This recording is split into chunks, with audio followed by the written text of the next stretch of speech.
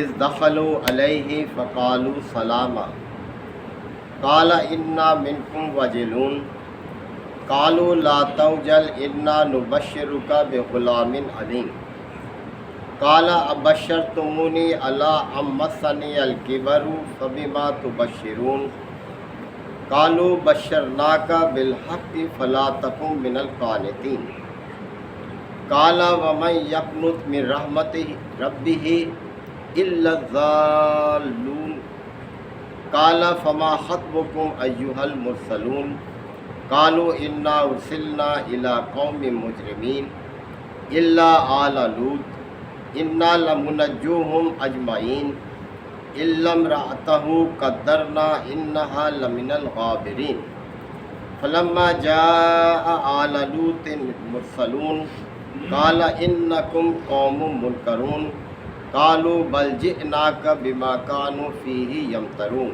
صدق اللہ مولانا العظیم۔ سورہ الحجر کے یہ چوتھے اور پانچویں رکوع کی آیات ہیں۔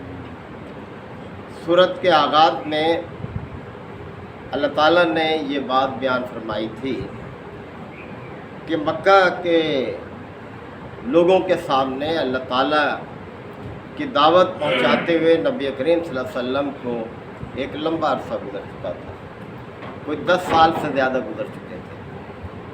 وہ کہتے تھے کہ ہم کیسے آپ کو پیغمبر مان لیں، آپ تو ہماری طرح کے انسان ہیں، بازاروں میں چلتے پھرتے ہیں، کھانا کھاتے ہیں، بیوی بچے رکھتے ہیں، آپ کے ساتھ کوئی فرشتہ نازل ہوتا جو اعلان کرتا ہے اس بات کا کہ آپ اللہ کے پیغمبر ہیں تو پھر ہم مانتے۔ تو انہیں بتایا گیا کہ دیکھو اللہ کے فرشتے کوئی ایسے نہیں آ جاتے، اور نہ پیغمبر کے بس میں ہے کہ وہ اپنے طور پر فرشتوں کو اپنے ساتھ لے آئے گواہی دینے والا بنا کر، یہ تو اللہ کا اختیار ہے۔ اور یہ بات واضح کی گئی کہ فرشتے جب اتارے جاتے ہیں وہ حق لے کر آتے۔ اب 2 واقعات کی طرف اشارہ ہے یہ، ایک ابراہیم علیہ السلام اور لوط علیہ السلام، یہ 2 آپ جانتے ہیں کہ اللہ کے پیغمبر ایک ہی وقت میں تھے۔ ابراہیم علیہ السلام کے بھتیجے تھے حضرت لوط علیہ السلام۔ تو ایک حق تو وہ ہے جو فرشتے ابراہیم کے پاس لے کر آئے، یعنی انہیں بیٹے کی خوشخبری دی، اور دوسرا حق وہ جو حضرت لوط کی طرف وہ لے کر آئے کہ ان کی قوم کو صفحہ ہستی سے مٹا دینے کے، یہ پیغام لے کر آئے، اس حکم کو نافذ کرنے کے لیے آئے تھے۔ تو اے اہل مکہ ذرا سوچ لو، تم اس حق کے مستحق تو نہیں ہو جو حق ابراہیم کے پاس آیا تھا، تم اس حق کے مستحق ہو جو لوط کی طرف بھیجا گیا، جو حق فرشتے لوط کی طرف لے کر آئے۔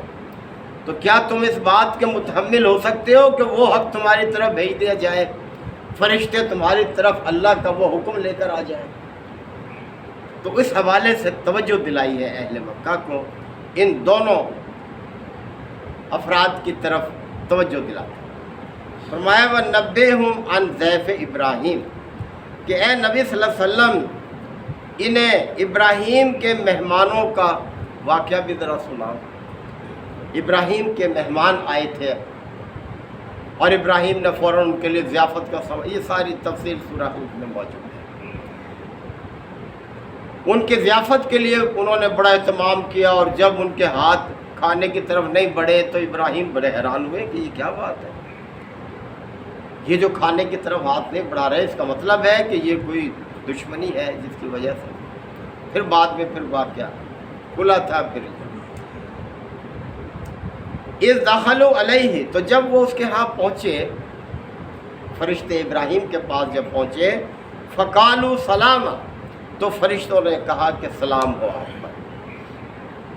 قالا، ابراہیم علیہ السلام نے ان سے فرمایا انا منکم وجلون، کہ ہمیں تم سے ڈر لگتا ہے، ایک خوف آتا ہے۔ قالوا، تو انہوں نے کہا لا توجل، ڈرو نہیں، انا نبشرک بغلام علیم، ہم تو تمہیں ایک صاحب علم بیٹے کی خوشخبری دیتے ہیں۔ صاحب علم، یہاں صاحب علم بیٹے سے مراد ہے حضرت اسحاق علیہ السلام۔ اس سے پہلے حضرت ابراہیم کے ہاں حضرت اسماعیل علیہ السلام موجود تھے، جو حضرت ہاجرہ کے وطن سے تھے، اور ان کی دوسری بیوی حضرت سارہ وہ بے اولاد تھیں، بڑھاپے کو بھی پہنچ چکی تھیں۔ ابراہیم علیہ السلام بھی انتہائی بڑھاپے کی حالت میں تھے، وہ 90 سال سے زیادہ عمر تھی، اور بیان کیا جاتا ہے کہ ابراہیم علیہ السلام کو 130 سال سے زیادہ انہوں نے عمر پائی۔ تو بہرحال انہوں نے کہا کہ ڈرو نہیں، ہم تو آپ کو ایک صاحب علم بچے کی بشارت دیتے ہیں۔ کالا، تو ابراہیم علیہ السلام حیران ہوئے، کہنے لگے اب بشرتمونی علی ام مسنی الکبر، کہ کیا اس بڑھاپے میں تم مجھے اولاد کی خوشخبری دیتے؟ فبما تبشرون، بس یہ کیسے خوشخبری ہے جو تم مجھے دے رہے ہو اس عمر میں کہ میں بھی بڑھاپے کو پہنچ گیا، میری بیوی جو ہے وہ بھی بڑھاپے کی حالت میں ہے۔ قالو، تو انہوں نے کہا بشرناک بالحق، ہم برحق یہ خوشخبری آپ کو دے رہے ہیں، حیران ہونے کی ضرورت نہیں ہے، اس میں برحق ہے یہ خوشخبری، یعنی اللہ کی طرف سے ہے، اور حق لے کر آئے ہیں ہم آپ کے پاس، برحق لائے ہیں یہ خوشخبری آپ کے پاس۔ فلا تکم من القانتین، لہذا آپ مایوس نہ ہو۔ دیکھیں کتنا بڑا سبق ہے، انسان کو کسی حالت میں بھی اپنے رب سے مایوس نہیں ہونا چاہیے۔ انسان حالات کو دیکھ کر عجیب عجیب رائے قائم کرتا ہے، لیکن اللہ کے اپنے فیصلے ہوتے ہیں۔ کالا، تو فرشتوں نے کہا، ابراہیم علیہ السلام نے کہا وَمَن يَقْنُطْ مِن رَحْمَتِ رَبِّهِ إِلَّا الضَّالُّونَ، کہ اللہ کی رحمت سے تو وہی لوگ مایوس ہوتے ہیں جو گمراہ ہوتے ہیں۔ میں مایوس نہیں ہوں اپنے رب کی رحمت سے، لیکن باہر حیرانی کی بات تو ہے نا۔ کالا فما خطبکم ایھا المرسلون، بہرحال مختصر کیا ہے واقعے کو، سورہ ہود میں زیادہ تفصیل کے ساتھ ہے۔ کالا فما خطبکم ایھا المرسلون، تو پھر ابراہیم علیہ السلام نے فرمایا اے مرسلون، اے اللہ کے بھیجے ہوئے، اے فرستگان الہی، تمہیں کیا مہم درپیش ہے، کس مہم پر آئے؟ چلو یہ خوشخبری تو ہو گئی، یعنی انسانی شکل میں آنا فرشتوں کا یہ غیر معمولی حالات میں ہوتا ہے، یعنی تم کس مہم پر بھیجے گئے ہو ذرا یہ تو بتاؤ۔ قالو، تو انہوں نے کہا انا ارسلنا الی قوم مجرمین، ہمیں ایک مجرم قوم کی طرف بھیجا گیا۔ دیکھیں یعنی لوط علیہ السلام کی قوم اپنے جرم میں اتنی واضح تھی کہ نام لینے کی بھی ضرورت تھی، کہا کہ ہم ایک مجرم قوم کی طرف بھیجے گئے ہیں، الا آل لوط، سوائے لوط کے گھر والوں کے، یعنی انہیں محفوظ رکھا جائے گا۔ انا لمنجوہم اجمعین، ان سب کو تو ہم بچا لیں گے، لیکن باقی جو ہیں جو اپنے جرم میں بڑے دلیر ہو چکے ہیں، بے خوف ہیں، وہ نہیں بچ سکیں گے۔ الا امرأتہ، ہاں سوائے اس کی بیوی کے، یعنی گھر والے تو بچیں گے لیکن اس کی بیوی جو ہے وہ نہیں بچ سکے گی۔ قدرنا انہا لمن الغابرین، اللہ تعالیٰ نے فرمایا ہے کہ ہم نے اس کے لیے مقدر کر دیا ہے کہ وہ پیچھے رہ جانے والی ہو، جو لوگ پیچھے چھوڑے جائیں گے، جو لوط کے پیروکار ہیں وہ تو نکال لیے جائیں گے، اور باقی پیچھے چھوڑ دیے جائیں گے، جن کے لیے مقدر کر دیا گیا ہے اللہ کا عذاب، اور ان کی بیوی جو ہے اس کی ہمدردیاں چونکہ ان لوگوں کے ساتھ ہیں لہذا وہ بھی پیچھے چھوڑ دی جائیں گے۔ فلما جاء آل لوط المرسلون، بس جب یہ مرسلون لوط کے پاس پہنچے، جب یہ فرشتے لوط کے ہاں پہنچے، قالا، تو حضرت لوط نے فرمایا ان سے انکم قوم منکرون، تم بڑے اجنبی لوگ لگتے ہیں، اجنبی یعنی پہلے کبھی نہیں دیکھے گئے۔ اور لوط علیہ السلام گھبرائے بھی ان کو دیکھ کر، یعنی وہ فرشتے جب لوط علیہ السلام کے ہاں پہنچے تو وہ انتہائی خوبصورت لڑکوں کی شکل میں تھے، اور وہ اپنے قوم کے مزاج کو جانتے تھے کہ ان کی قوم کس کردار کی حامل ہے، اور انہیں ڈر محسوس ہوا کہ قوم کو جب پتہ چلے گا کہ میرے ہاں مہمان آئے ہیں ایسے خوبصورت لڑکے، تو وہ اپنی بد مزاجی کی وجہ سے بدمست ہو کر میرے گھر پر چڑھ آئیں گے، اور میں کیسے ان کی حفاظت کروں گا۔ مہمان کی عزت کرنا یہ ہمیشہ سے اسلامی دستور رہا ہے۔ آپ صلی اللہ علیہ وسلم کا فرمان ہے کہ جو بھی اللہ اور یوم آخرت پر ایمان رکھتا ہے اس پر لازم ہے کہ فَلْيُكْرِمْ ضَيْفَهُ، وہ اپنے مہمان کی کیا کرے؟ عزت کرے، اس کی پوری طرح سے احترام کرے۔ یہ ایمان کا حصہ ہے، ایمان کا حصہ ہے۔ تو وہ اپنے قوم کے مزاج کو جانتے تھے۔ لوط علیہ السلام کو گھبرائے ان کو دیکھ کر۔ قالو، تو فرشتوں نے کہا، حضرت لوط سے کہا، بل جئناک، ہم آپ کے پاس وہی چیز لے کر آئے ہیں، بما کانوا فیہ یمترون، جس کے بارے میں یہ شک میں پڑے ہوئے۔ کہتے تھے لے کیوں نہیں آتے اللہ کا عذاب؟ لوط، تو ہمیں ڈراتے ہو، کہاں ہے اللہ کا عذاب؟ تو جس چیز کے بارے میں یہ لوگ شک کرتے ہیں ہم وہی چیز لے کر آئے ہیں۔ وَآتَيْنَاكَ بِالْحَقِّ، اور ہم حق ہی لے کر آئے ہیں آپ کے پاس، یعنی اب یہ فیصلہ برحق ہے، تمہارے رب کی طرف سے ہو چکا ہے، لہذا اب ہم اس کو نافذ کر کے ہی جائیں۔ وَإِنَّا لَصَادِقُونَ، اور ہم سچے ہیں اس میں، یعنی جو کچھ خبر ہم آپ کو دے رہے ہیں اس میں شک کی کوئی گنجائش نہیں ہے، یہ سچ ہے، اب یہ ہو کر رہے گا ایسا۔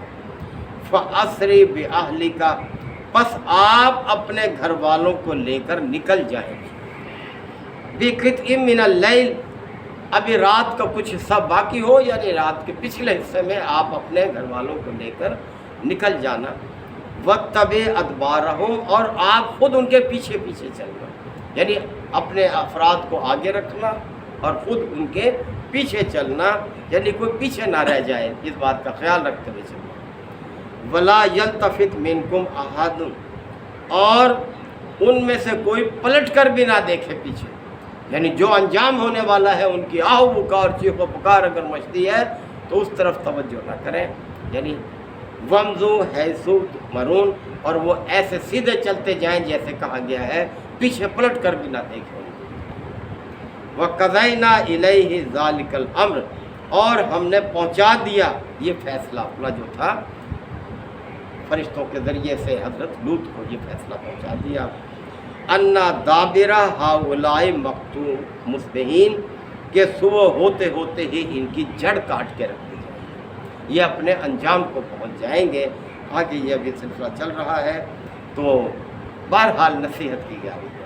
اللہ تعالیٰ نے قرآن مجید میں مختلف طریقوں سے نصیحت کی ہے لوگوں کو، تو یہ جو طریقہ ہے نصیحت کرنے کا کہ سابقہ قوموں پر جو عذاب آئے ان کا ذکر کر کے اللہ نے جو آنے والی قوموں کو نصیحت کی ہے، اس کو تذکیر بایام اللہ کہا جاتا ہے، کہ اللہ نے سابقہ قوموں کے انجام کے حوالے سے جو نصیحت کی، اللہ نے اپنی نعمتوں کے حوالے سے بھی نصیحت کی ہے،